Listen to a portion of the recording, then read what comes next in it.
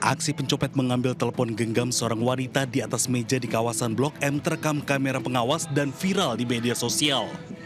Sebelum menjalankan aksinya, pelaku yang beraksi seorang diri ini sempat mondar-mandir memantau lokasi. Ketika korban lengah meletakkan ponsel di atas meja, pelaku pun dengan cepat mengambil ponsel tersebut dan kabur. Kepolisian Polres Metro Jakarta Selatan mengaku mengetahui pencurian tersebut dan telah melakukan pengecekan di lokasi. Namun korban pencurian tidak melapor ke polisi. Iya, sementara kita masih menunggu ya tentang laporan dari si korban, baik di Polsek maupun di Polres.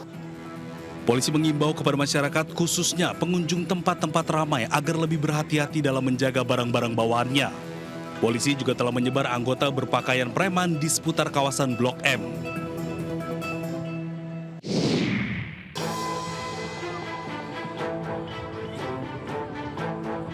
Warga dan pedagang pasar 26 Ilir, Kecamatan Ilir Barat 1, Palembang, Sumatera Selatan dihebohkan dengan wanita yang mencopet ponsel milik pengunjung pasar. Pelaku sempat jadi bulan-bulanan masa dan beruntung polisi cepat datang ke lokasi mengamankan pelaku. Modus pelaku dengan mendekati korban lalu mengambil ponsel dari saku celana kanan korban. Kemudian ponsel tersebut disimpan pelaku di ketiaknya. Namun apes aksinya diketahui korban. Korban menoleh langsung memukul tangan pelaku dan ponsel pun terjatuh. Diduga pelaku melakukan pencurian sebuah HP merek Vivo 27S warna hijau milik seorang ibu Bunga Cinta Yaudamira. Dia mendekati korban, mengambil HP korban yang ada di celana sebelah kanan, kemudian menyimpannya di ketiaknya, langsung digepitnya. Ternyata korban tahu dan dikepuk oleh korban dan HP itu jatuh ke tanah, maka dia langsung di... Akibat perbuatannya, pelaku yang seorang ibu rumah tangga ini harus terancam hukuman 5 tahun penjara.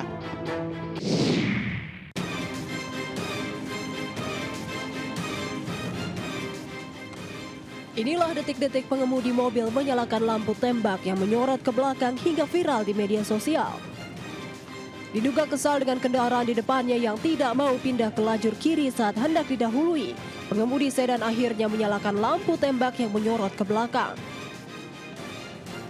Tidak hanya sekali, pengemudi sedan menyalakan lampu tembak belakang beberapa kali.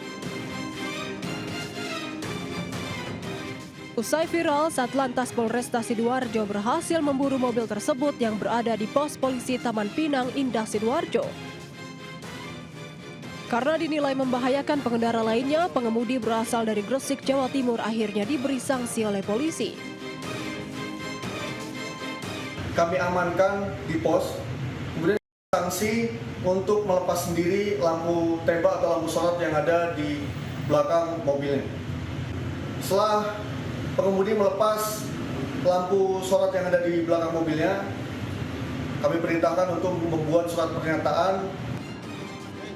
Satlantas Polresta Sidoarjo menghimbau pengendara untuk tidak memasang lampu tambahan atau variasi yang bisa membahayakan pengendara lain karena memicu terjadinya kecelakaan lalu lintas. Dari Sidoarjo, Jawa Timur, Pramono Putra, iNews melaporkan.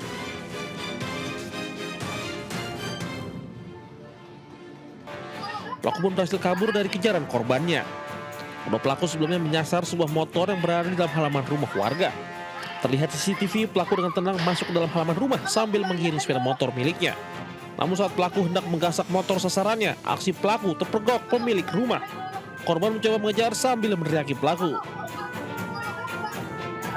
Satu orang. Iya. Sempat nembakin. Nah, nembakin karena mau dikejar sama istri, dia nembakin. Nah, cuman ke atas, arahnya atas. Tapi kita 2 kali ditodongin ke badan ya.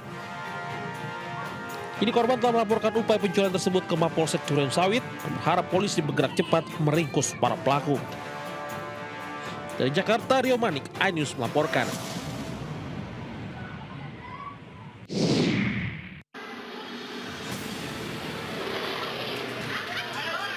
Inilah rekaman CCTV yang memperlihatkan pelaku curanmor menodongkan senjata api usai terpergok pemilik motor saat hendak mencuri motor milik warga di Kecamatan Cikupa, Kabupaten Tangerang, Banten. Pelaku hampir menabrak pengendara wanita yang melintas sambil menodongkan pistol ke arah warga. Peristiwa tersebut bermula saat pelaku yang mengincar sebuah motor sport yang terparkir di rumah korban. Para pelaku mencoba merusak kunci motor namun terpergok warga. Satu dari pelaku langsung menodongkan barang yang diduga senjata api.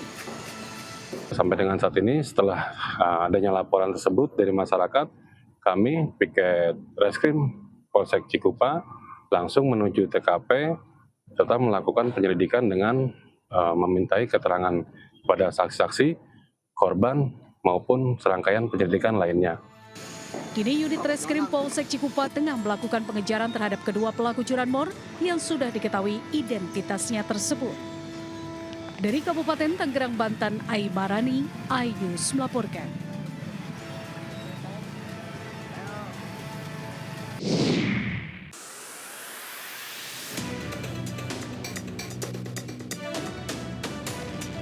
Seorang oknum ASN di Tuban menganiaya 4 karyawan SPBU. Dalam rekaman kamera pengawas, pelaku mencekik dan memukul korban secara membabi buta. Akibatnya, salah satu korban mengalami luka serius di bagian hidung. Pelaku menganiaya pegawai SPBU karena tidak sabar diminta mengantre saat pengisian BBM. Kejadian berawal ketika salah satu petugas SPBU melayani pengisian BBM ke pemotor yang berada di depan pelaku. Hal itu memicu emosi pelaku hingga pelaku menganiaya korban. Dua operator SPBU dan seorang tukang kebun yang berusaha melerai juga dianiaya pelaku. Setelah mengamuk, pelaku kemudian kabur tinggalkan SPBU. Kasus penganiayaan ini telah resmi ditangani Satreskrim Polres Tuban. Kemudian kok ada ribut-ribut, jadi saya datang lihat untuk mempertanyakan perkaranya. Tapi si pelaku moro-moro mukul ini mas, tiba-tiba mukul ya. Dari hasil pantauan CCTV, terlapor tidak sabar kemudian melakukan penganiayaan terhadap korban pertama. Polisi telah mengantongi bukti rekaman CCTV dan memeriksa sejumlah saksi. Sementara pihak SPBU sendiri juga meminta polisi segera menangkap pelaku. Dari Tuban, Jawa Timur, Pipit Wibawanto, iNews melaporkan.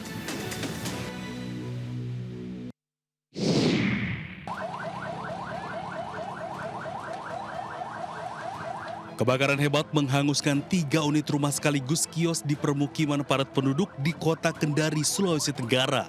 Kebakaran. Kobaran api membesar dengan cepat membuat warga panik dan berupaya menyelamatkan diri serta barang-barang berharga. Petugas pemadam kebakaran menerjunkan 4 unit armada untuk menjinakkan si jago merah. Petugas berjibaku padamkan api di tengah banyaknya warga yang menonton kebakaran. Setelah kurang dari 1 jam, api berhasil dipadamkan untuk mencegah kebakaran kembali terjadi. Atas peristiwa tersebut, kebakaran diduga dari korsleting listrik di salah satu kios. 2 kios, 1 rumah, sekitar kejadian jam 2:30 dengan menggunakan 5 armada dan 3 mobil PDKT, maksudnya mobil yang suplai air dari kerabatnya damkar. Meski tidak ada korban jiwa dalam peristiwa ini, namun total kerugian ditaksir mencapai ratusan juta rupiah. Dari Kendari, Sulawesi Tenggara, Muhtarudin, iNews melaporkan.